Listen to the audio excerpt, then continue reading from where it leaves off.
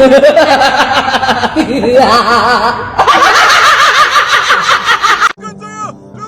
saya! Hei, kamu! Lepaskan saya! Saya ketua lanun di lautan ni! Oh, okey. Ini bukan lautan, ha?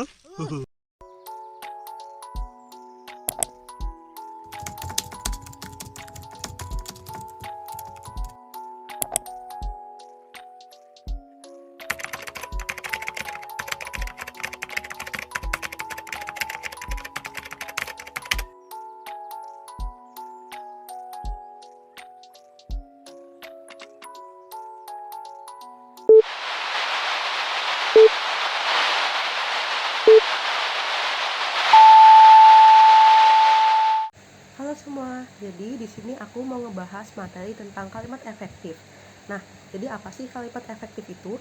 Jadi kalimat efektif itu adalah kalimat yang singkat, padat, jelas, lengkap, dan dapat menyampaikan informasi secara tepat.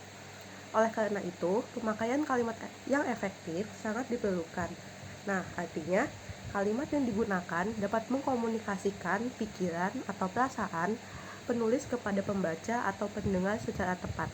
Kita next ya. Nah, jadi di kalimat efektif yang akan dituliskan atau diucapkan itu hendaknya memperhatikan ciri-ciri kalimat efektif, yaitu diantaranya ada kesepadan struktur, keparalelan bentuk, ketegasan makna, kehematan kata, kecermatan penalaran, kepaduan gagasan, dan kelogisan bahasa. Nah, sekarang kita masuk ke unsur-unsur kalimat efektif.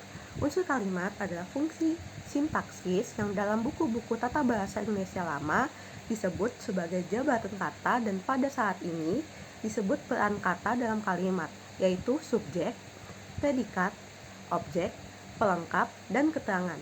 Nah, kalimat bahasa Indonesia baku sekurang-kurangnya terdiri atas dua unsur, yakni subjek dan predikat. Unsur yang lain seperti ada objek, pelengkap, dan keterangan dalam suatu kalimat yang dapat wajib hadir, tidak wajib hadir, atau wajib tidak hadir. Kita next ya. Nah, sekarang kita masuk ke subjek. Subjek sendiri adalah bagian dari klausa yang menunjukkan pelaku, tokoh, sosok, sesuatu hal, suatu masalah yang menjadi pangkal atau pokok pembicaraan. Subjek pada biasanya diisi oleh jenis kata, frasa benda nominal, klausa, atau frasa verbal. Untuk lebih jelasnya, perhatikan contoh sebagai berikut ini ya. Jadi untuk contohnya itu yang pertama ada adikku sedang menyapu, lalu ada rumah Andi besar, lalu ada yang bercelana biru kakak saya, lalu ada berenang menyehatkan badan, dan yang terakhir itu contohnya ada membangun rumah tingkat sangat lama. Jadi sekarang kita masuk ke predikat.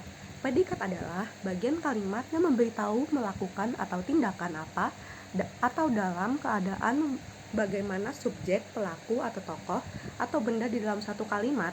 Selain memberitahu tindakan atau perbuatan subjek, predikat dapat pula menyatakan sifat, situasi, status, ciri, atau jati diri subjek. Termasuk juga sebagai predikat dalam kalimat adalah pernyataan tentang jumlah sesuatu yang dimiliki oleh subjek. Nah, predikat juga dapat berupa kata atau frasa. Sebagian besar berkelas verba atau adjektiva. Nah, tetapi dapat juga nominalia, nomina, atau frasa nominal. Nah, untuk contoh dari predikat itu seperti kuda meringki, ibu sedang tidur siang, seperti itu. Sekarang kita masuk ke objek. Nah, objek sendiri adalah bagian kalimat yang melengkapi predikat. Objek pada umumnya diisi oleh nomina, frasa nominal, atau klausa. Letak objek selalu di belakang predikat, yang merupakan verba transitif, yaitu verba yang menuntut wajibnya hadirnya o, atau objek. Seperti pada contoh di bawah ini ada Sandy menimang bla bla bla. Lalu ada kontraktor membangun bla bla bla. Lalu ada ibu menggoreng bla bla bla.